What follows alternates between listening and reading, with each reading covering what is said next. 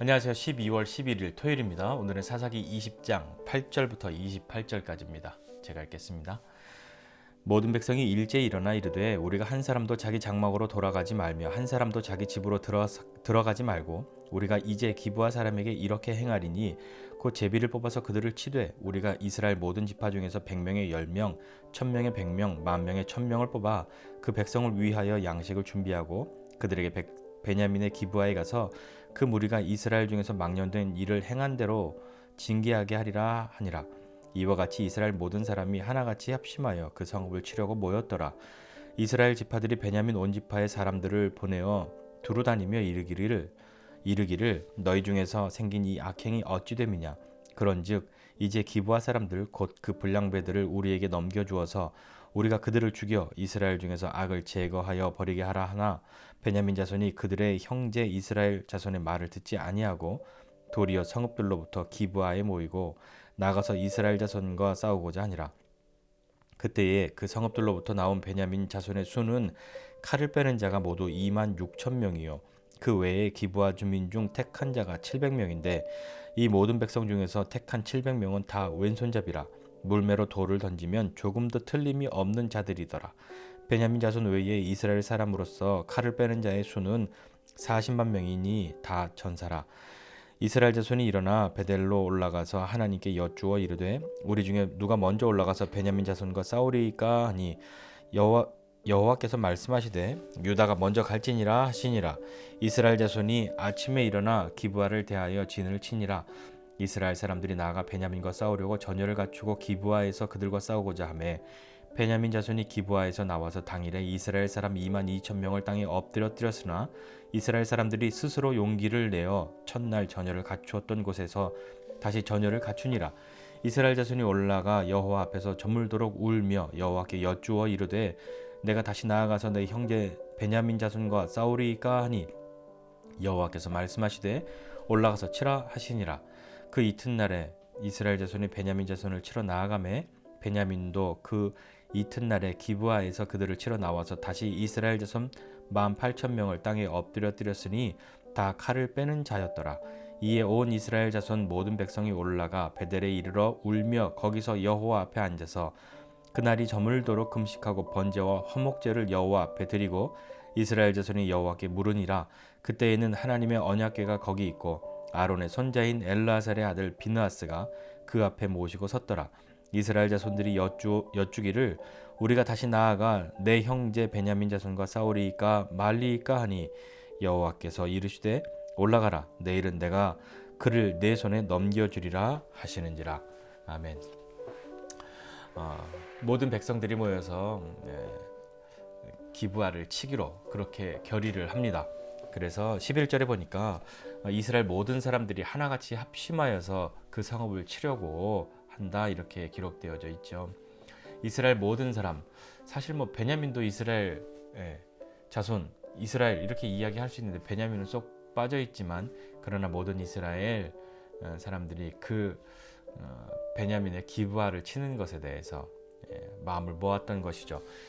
그러나 처음부터 전쟁하려고 했던 것은 아니고 첫 번에는 화해 혹은 해결책을 권고합니다. 뭐였냐면 그 기브아에 있는 불량배들을 넘겨주어서 그들을 죽이고 그것으로 악을 제거하게 하라 이렇게 이야기했더니 베냐민이 그것을 거절하지요. 그리고 베냐민의 각처에서 기브아로 사람들이 모입니다.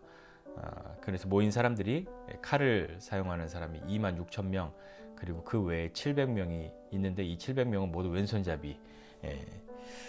이 사람들은 물매로 돌을 던지면 조금도 틀림이 없는, 그러니까 지금으로 설명하면 거의 저격수급의 그런 사람들 700이 모였던 것이죠.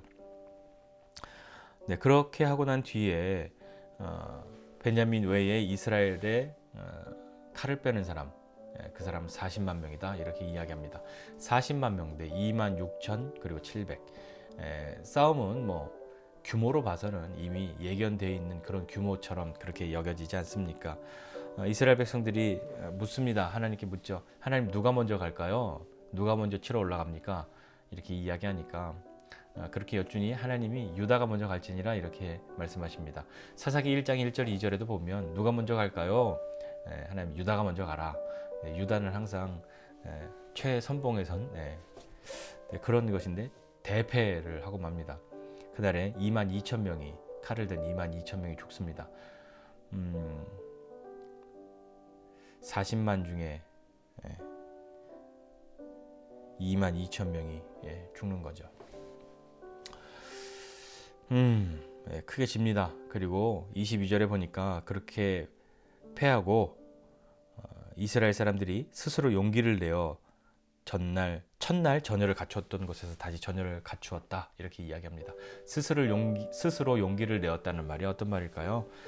뭐 이런 거, 야야야 우리 이거 장난 아니야, 정신 차려, 뭐 이런 거였든지, 아니면 동족을 죽이고 동족과 전쟁하는 데 있어서 그들이 뭐 얼마나 그 용맹스럽고, 아니면 정말 그 어떤 전의에 불타서 과연 그럴 수 있었을까 생각해 본다면 좀 소극적이거나 주저하거나 했는데, 뜻밖의 이 기브아의 반격이 거셌기 때문에, 그래서 혹시 져서 야 이거 안 되겠다, 장난 아니네, 우리도 진짜로 싸워야겠다 그랬던 것인지 알 수 없으나, 다시 그 모였던 그곳에서 전열을 정비하고 이제 정말 싸움을 하려고 다시 다음 싸움을 준비하고 있는 거죠.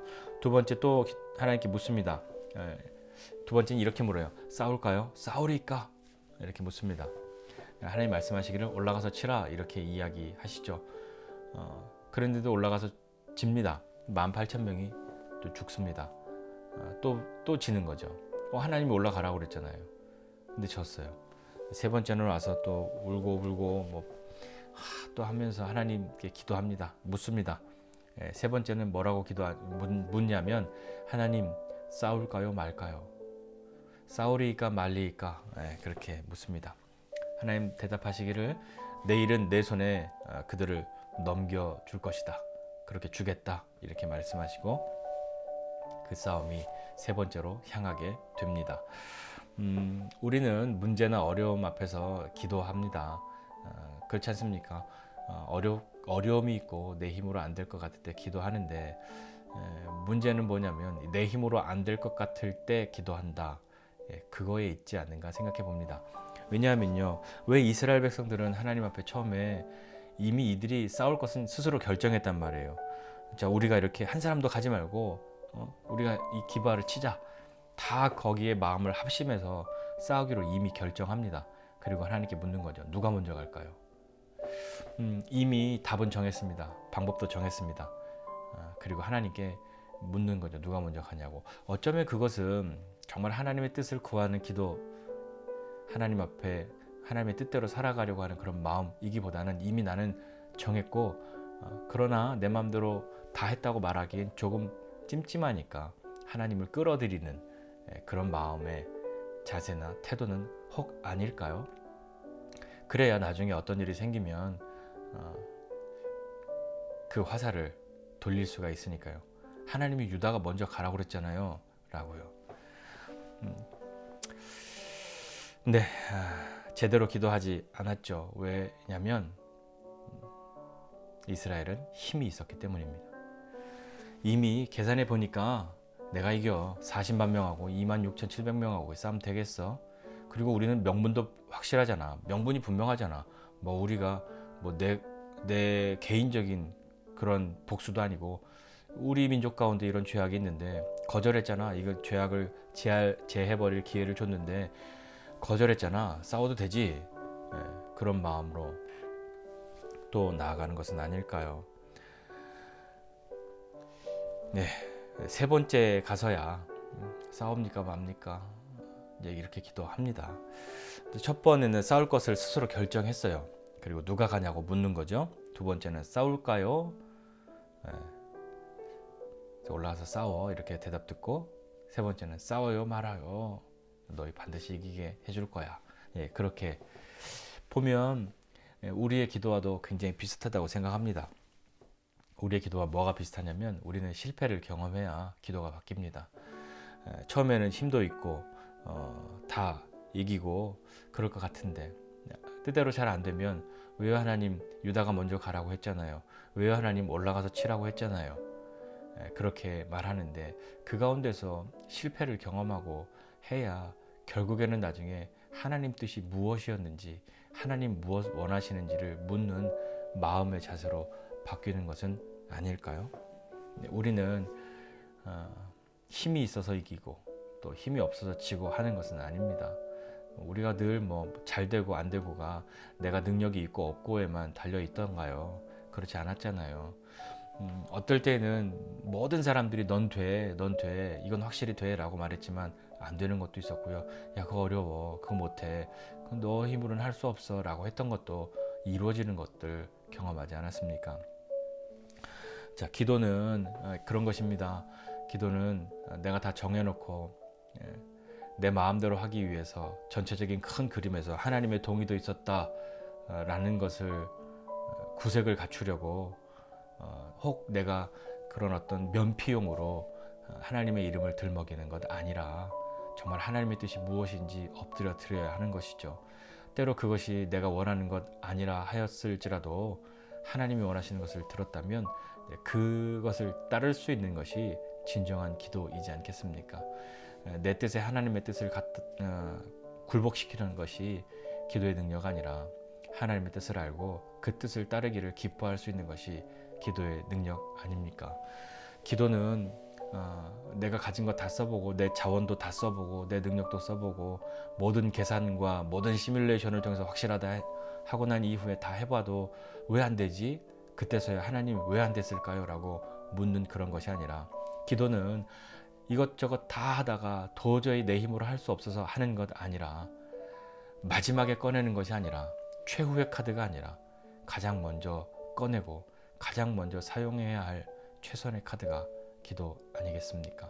저와 여러분 모두는 하다 안 돼서 기도하고 그러는 것 아니라 하나님 앞에 묻고 기도하고 혹 하나님의 응답이 예스이든 노이든 기다려이든 하나님의 그 말씀하신 것이 내 안에 기쁨이 되고 그 뜻대로 따를 수 있는 사람이 되는 것이 우리의 기도가 되는 저와 여러분 모두가 되시기를 주님의 이름으로 축복합니다. 기도하겠습니다. 하나님 아버지, 은혜와 사랑을 감사드립니다. 하나님 이것저것 다 해보고 난 다음에서야 마지막으로 기도라도 해야겠다 하는 것 아니라 가장 먼저 우리가 꺼낼 수 있는 것이 기도 되게 하여 주시옵소서. 그리고 그 기도는 내 뜻을 하나님이 내 뜻을 따르시도록 하나님의 뜻을 굴복시키는 것이 기도의 능력 아니라 하나님의 뜻이 무엇인 줄 알아 그 뜻 따르는 것을 기뻐하는 사람 되는 것이 기도의 능력인 줄 우리로 고백하고 나아가게 하여 주시옵소서. 하나님의 뜻 따를 때 기쁘기도 하고 어렵기도 하겠지만 늘 주님의 뜻 따르는 것 웃음만 있는 것 아니라 눈물도 나겠지만 슬퍼나는 눈물도 있고 처절하게 나를 굴복시켜서 주님의 뜻을 따르기에 나오는 눈물도 있겠으나 하나님 그 눈물 또 그 주님의 뜻 따름 그것에 있어서 하나님의 마음이 무엇인 줄 알고 하나님이 어떤 분이신 줄 아는 우리 모두 되도록 은혜 베풀어 주십시오. 하나님 마지막에서야 기도하는 사람 아니라 가장 먼저 주님 앞에 기도하는 사람 될 수 있도록 격려해 주시고 힘 주십시오. 감사드리고 예수님의 이름으로 기도드립니다. 아멘.